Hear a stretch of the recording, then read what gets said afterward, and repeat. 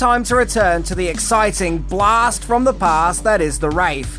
Action-packed science fiction fantasy about a group of bullies who terrorize the local roads, where one of their victims returns from beyond the grave to dish out justice to these punks once and for all, where he becomes the Wraith, a cosmic spirit given another chance, in this 1980s classic, which is very much a product of its time and insanely fun.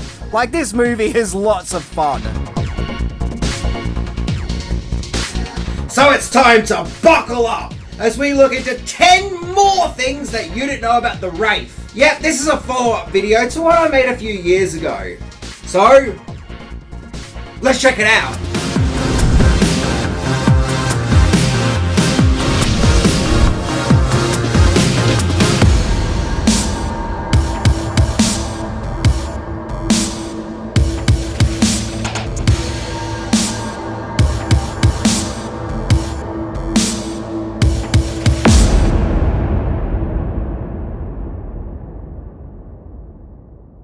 Number 10. The mind behind the Wraith. The Wraith was written and directed by Mike Marvin. He has had very few filming credits to his name, of which includes being a crew member on the movie Better Off Dead and writing a movie in 2001 called Sunstorm. When it came to writing the Wraith, he was inspired by High Plains Drifter, the original Mad Max, and Mad Max 2, aka The Road Warrior. Marvin also had a love of David Lynch, and that love even worked its way into the Wraith as well, as the character Rughead, played by Ron Howard's brother Clint, wore a wig that was designed to look like Henry's distinctive hair from Eraserhead, creating something of a homage. A hair homage, if you will. A hemage. Yeah, in my previous video about the Wraith, I made a joke about how the character Rughead looked like he had an Eraserhead wig. Well, that was actually intentional, so I guess I was right. Number 9. It was an independent movie. Despite appearing as a big, action-packed special effects movie, The Wraith was actually a small-scale affair, as it was independently made, with numerous production companies backing the film, and being distributed by a company called New Century Vista Film Company, which doesn't even have a Wikipedia page, trust me, I looked. However, the company did distribute other 1980s cult classics like The Gate and Fright Night 2. The Wraith also had an incredibly low budget, consisting of round about $5 million, although I've heard some claims that it's more $3 million.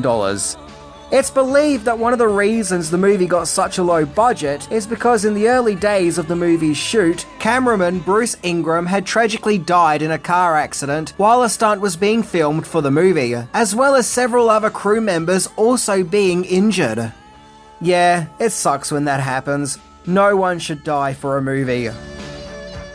Number 8. The movie was shot next door to the Three Amigos. Okay, this is some fascinating information I got from bulletproofaction.com.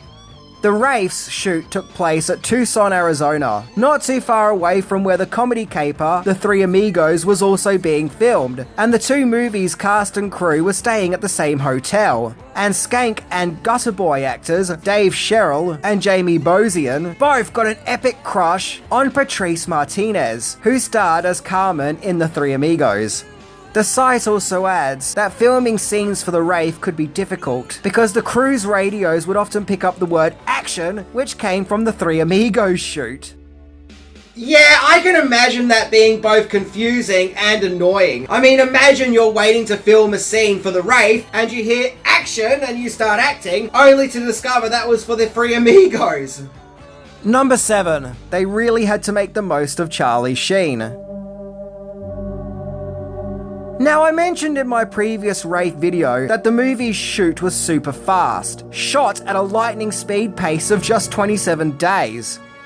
As we all know, the movie starred a young Charlie Sheen as the movie's main character, Jake, aka Jamie, aka the Wraith. Sheen was a hot ticket at that time, a rising star, so it definitely would have benefited the movie to have him in it. However, according to IMDb, due to tight scheduling, with Sheen having to travel to the Philippines to film Platoon, his performance in The Wraith was more of a quick stop-by filming performance. Or as Sheen calls it, the shoot was a pit stop on the way to filming Platoon. Sheen filmed all his scenes for The Wraith in just one day. Wow, just one day. Well, I guess technically it would have been one day and night. IMDb also explains that despite being the main lead, Sheen actually appears in the movie for less than 30 minutes. Well, yeah, I guess most of the time we see the character, he's in his Wraith form. Number 6, deleted character. Yes, it seems the Wraith had a character who was removed entirely. Now, I couldn't find out too much about this character, other than he was to be played by professional footballer and actor Dick Butkus. However, all scenes involving his character were scrapped. Going back to bulletproofaction.com, the character was scrapped due to costs being cut as a result of the unfortunate deadly accident that took place while filming.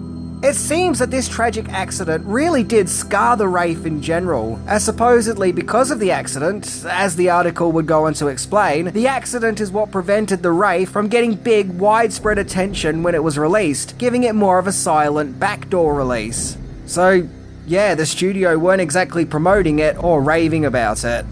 Almost as if the movie became meta and a real-life Wraith was taking the movie down for its failings. Number 5, original title. A wraith is a term used to describe a ghost, or something ghostly, particularly seeing the image of someone who has died, or their ghostly image shortly before their death. So with that, it's fitting that the movie would get the title of The Wraith. However, supposedly the movie was originally going to be called Turbo Interceptor, named after the car in the movie. Yeah, Turbo Interceptor just doesn't give off that strange supernatural glow, does it? The funny thing is, the technical name of the car actually used as the Turbo Interceptor was a Dodge M4S, and ever since the Wraith came out, it's now permanently simply known as Turbo Interceptor. Yeah, because of the movie, that's what everyone knows it as and now calls it. About 6 or 7 interceptors were made for the movie. The main car that was used for the Wraith, the one that was in the shots of it driving, looking cool, not one of the ones that was used to do all the stunt driving, did actually survive the shoot and ended up in a museum. It was apparently taking part in races beforehand. I like to think that Indiana Jones showed up and was like, "This car belongs in a museum!" However, the museum has since closed down. So, if anyone knows where this car is, let me know. Number 4. The original VHS release removed some scenes. The Wraith was released on VHS and Laserdisc in 1987 by Lightning Video, although here in Australia it was through a company called Palace, where it got this really unique shiny cover, which has sadly deteriorated over the years. But look, I remember seeing this cover in video stores back in the day, and back then when it was all bright and shiny it actually did look magical. But regardless, for some reason the VHS cut of this movie removed certain scenes. Why? I don't know.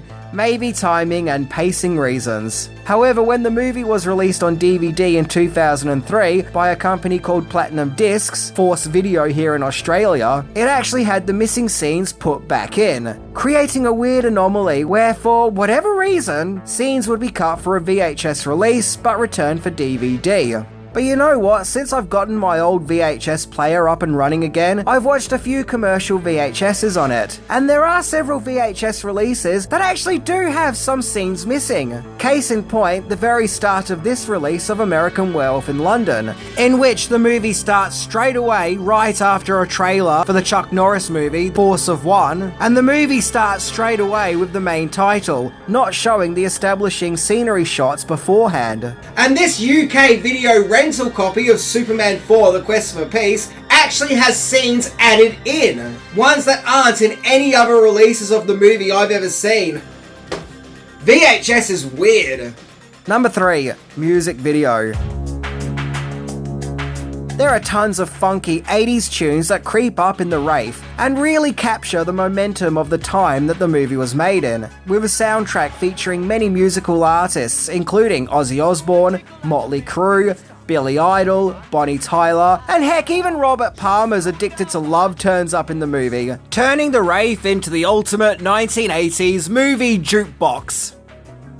The song that was the most heavily associated with the Wraith was the love pop song Where's the Fire by Canadian singer-songwriter Tim Feehan. In fact, the song was even accompanied by a music video, which featured teaser clips from the movie, as well as Feehan himself, doing exactly what you'd expect a 1980s pop star singing about their feelings to do, looking all emotional and expressive in front of a sunset. Nah, but in all honesty, this music video has all that magical, cheesy 1980s-ness that we all love. Number 2, The Wraith became an unofficial sequel. Yes, as odd as it sounds, but in the Philippines, The Wraith was actually marketed as a sequel to a movie that it had absolutely nothing to do with, where it was released under the title of Black Moon Rising Part 2, advertising The Wraith as a sequel to Black Moon Rising, which also came out in 1986 and starred Tommy Lee Jones. That movie's plot revolves around a former FBI agent who steals a computer disk that contains damning evidence about some pretty important, powerful people. And in order to avoid capture, this former agent steals a high-tech vehicle called Black Moon, or at least that's the basic Wikipedia description. So what does this have to do with the Wraith? Well, absolutely nothing. But I guess someone in the movie distribution business in the Philippines thought otherwise, and decided to somehow connect the two movies together. Who knows, maybe Black Moon Rising was huge in that part of the world and they just wanted to replicate that success. Interestingly, in Germany, the Wraith was retitled to Interceptor Phantom of Entity, which, to be fair, honestly sounds pretty badass. In Italy, it was called The Replicant, odd as that's the name of the bioengineered people in Blade Runner. And in France, the movie was called Phantom. Number 1, Oliver Stone thought the Wraith would ruin Platoon. So as mentioned, Charlie Sheen filmed his scenes super fast, once again supposedly in one day, which was done on his way to film Platoon, the Oliver Stone Vietnam War masterpiece. A movie that has been regarded as an important classic. However, it seems that Stone really wasn't impressed with the Wraith, as according to Sheen, Stone went and saw the Wraith at a movie theatre and was so outraged with what he saw, he made an angry phone call to Charlie Sheen, feeling that the Wraith is going to ruin Platoon, or be that people's opinions of it. Keep in mind, The Wraith was released just under a month before Platoon, and I guess Oliver Stone saw it as a silly cartoon movie that's going to make people think that Platoon is of the same mold because they both star Charlie Sheen, I guess? I don't know. That's all I can come up with. And if that's the case, I don't know. That's a kind of a, me and my movie are above this sort of attitude. In my opinion, of course. Evidently, Platoon was a huge hit and not affected by the Wraith. So to conclude, the Wraith really does feel like a comic book. It's a fun, colourful, kinetic action spectacle with teenage drama to boot, sort of making it a coming-of-age story. A story about standing up for yourself and facing your bullies, and being brave and doing what you feel is right in your heart. I'm honestly surprised the movie looks so good and polished considering its tiny budget and super rushed filming. When it was released, it had a very disappointing box office, where it only made $3.5 million worldwide, but The Wraith would continue to develop a cult following and has become an undeniable classic. The best word used to describe this movie is fun. Yeah, it's seriously lots of fun.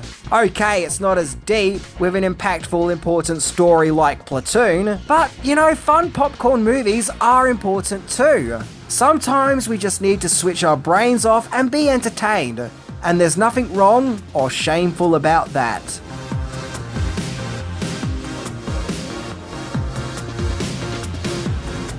Just a couple of months ago, I had something of a movie double bill in my house where I saw Commando and then I saw the Wraith. Back to back, side by side, one straight after the other, and the 80s cheese was just perfect. And both movies just glided really well together. This really was an in-sync 1980s awesome cheese fest DVD night in the Minty household. So, I think I've said everything that I needed to say. The Wraith really is just an infectiously fun movie, with great visuals and great heart. So, with that, I'm Minty. And when you think about it, the Wraith, RoboCop, and The Crow are kind of all the same story. See ya!